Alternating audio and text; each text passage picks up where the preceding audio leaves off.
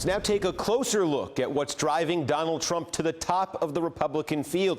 He continues to draw crowds of supporters and strong poll numbers by espousing a brand of conservatism that often runs contrary to what the other candidates believe, positions that are clearly resonating with a segment of Republican voters, even as his opponents decry them. Not just immigration, but also with other issues, surprising issues for a Republican maybe, issues like Social Security. For me, conservatism, as it pertains to our country, is fiscal. We have to be strong and secure and get rid of our debt. I'm on the sort of a little bit social side of conservative when it comes. I want people to be taken care of from a health care standpoint. But to do that, we have to be strong. I want to save Social Security without cuts. I want a strong country. And to me, conservative means a strong country with very little debt. A Republican in the race for president who's against making cuts to Social Security. Trump also marching to the beat of his own drum when it comes to, his own drummer when it comes to Iraq. For years, I've been saying, don't go into Iraq. They went into Iraq, they destabilized the Middle East. It was a big mistake. Okay, now we're there, and you have ISIS. And I said this was going to happen. I said Iran will take over Iraq, which is happening, as sure as you're sitting there. And ISIS is taking over a lot of the oil in certain areas of Iraq. And I said, you take away their wealth. You go and knock the hell out of the oil, take back the oil. We take over the oil, which we should have done in the first place. So whether it's talking about single-payer health care, Social Security, bluntly criticizing the Iraq war, how do you explain how Donald Trump has managed to gain support among conservatives, among Republicans, while holding these views? Well, let's take a look at the big board here and explain things a little bit. We'll start, first of all, just immigration we can stipulate. We know that's a winner with the Republican Party base, but say overall, about 80% of the country, close to 80% of the country, saying that they would like immigration to either remain at the same level or to be reduced. So there's a broad base of support there that Trump taps into, not just on the Republican side, but maybe a lot of independents there, even some Democrats. So that could be key to his numbers. But let's take a look at some other maybe surprising areas. Social Security. Here's one. You know, a lot of conservatives talk about the need to cut Social Security. They say to save Social Security by cutting Social Security. But take a look at this. Ask people around the country, what do you want to do to it? Do you want to increase it? More than half of them say they do. Do you want to keep it the same?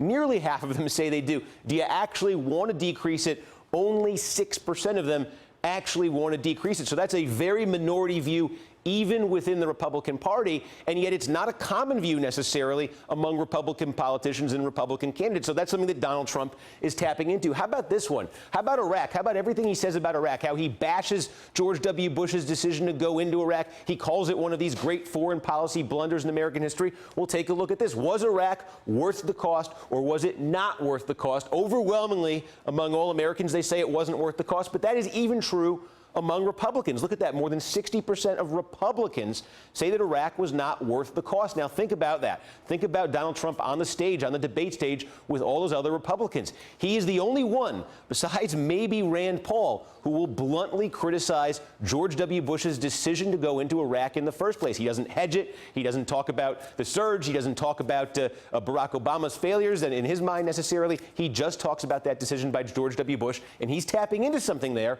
on the Republican side that no other Republican candidate is tapping into. Of course, Donald Trump has his own reasons why he thinks the voters like him. I think the voters like me. They understand me. They know I'm going to do the job. I'm going to do a lot of things, almost everything. 3 things. You want to know? Yeah. What things am I going to do different for this guy? Almost everything, because that's what has to happen. Good. Everything we do is wrong. All right, let's talk about this with our panel this morning. Jackie Kucinich of the Daily Beast is back. April Ryan with American Urban Radio Networks, and Caton Dawson, former South Carolina Republican Party chairman and the South Carolina director for Rick Perry 2016. Well, Caton, it's your party, so take us inside it, because this is fascinating to me. I think we're learning a little something about the conservative movement, watching Donald Trump tap into it here, because for years we've thought the only way to win over conservatives is you got to cut Social Security, you want to cut the safety net, you want government to be as small as possible. And here's Donald Trump, a guy who will still stand up there and say, you know, single-payer health care works in some places. I don't want to cut Social Security. He has no problem saying that Iraq was a blunder squarely at the feet of George W. Bush. And yet there's a lot of Republicans out there who are nodding their heads. I think April caught on to it a little while ago. Said, Kate, that the biggest movement inside the Republican Party has been the constitutional movement, to obey the Constitution, pay attention to it. But Trump's brilliant, strong, great, terrific. This is what I'm going to do. The thing that gets me about this is one of the things that the Republican Party has been so upset and still is upset is about executive orders, the power of the presidency, how President Obama has really upped the game of how powerful a president is, and that's what's been so distasteful to the base is the process. So he is approaching this as if a single person in America can be president of the United States and make all these things happen, as if there's no Senate or Congress elected by the people for the people. But he's able to get away with it right now. He's able to paint with this really broad brush to get into, he's almost telling people, look, I'm going to make you rich. And the point is, he's talking about government. You let me control the government, and folks, we're going to be great. And I'm going to do almost everything. It works right now, and it's fun to watch. And I'm going to tell, he has a chance. He does. I'm going to give him better odds. This guy's shelf life's going to last a while. But when you start looking at, give me the hows and whys, and maybe it won't matter. Maybe it won't matter. It'll matter in a general election. It'll matter in a debate. I mean, a debate between Joe Biden and Donald Trump would be the best theater you'd ever see. Yeah, but right now facts are kind of canceled. There are no facts. But he's talking about Iraq. I mean, he says he doesn't want troops there, and yet to secure the oil fields and ring them with troops, that's sending more troops in. Not to mention that that's not where ISIS's money comes from. But that's so besides the point at this point. And he's talking about not cutting programs that cost the country a lot of money. There's no rhyme nor reason. He doesn't really have a platform. It's all just words. Do you know what I think he's tapping into as I try to figure this out is there's pure anti-government ideology, and you hear that a lot on the right, and we've always assumed that's what Republican candidates need to be espousing, and Trump isn't. And I think what he's getting at is something a little subtler in a way. I know subtle is not a word you'd associate with Trump, but it's this fear of redistribution that exists among the Republican base. It gets down to cultural anxiety, a sense of cultural anxiety, the idea that me, that us, that our people, that our tribe, our coalition, however you want to define it, our money is being taken and it's being spent on illegal immigrants. Our money is being taken, it's being spent on groups that are not part of our group. And I think that's what Trump is tapping into. And we talked about this our group, us versus them kind of situation.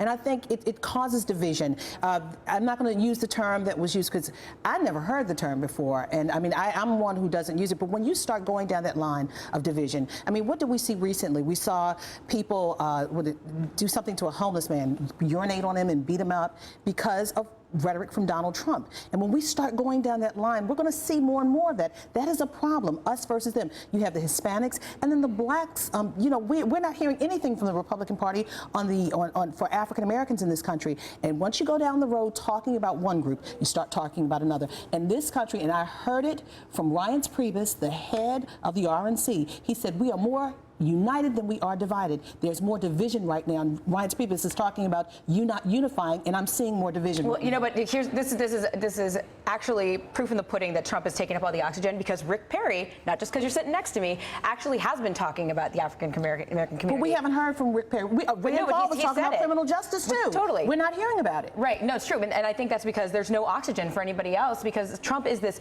giant golden shiny object that we all can't help He's really gravitate golden, toward. yes. And prison reform, educational reform, there are a lot of things. This is an election that's going to get real deep in the weeds for a while, but it matters.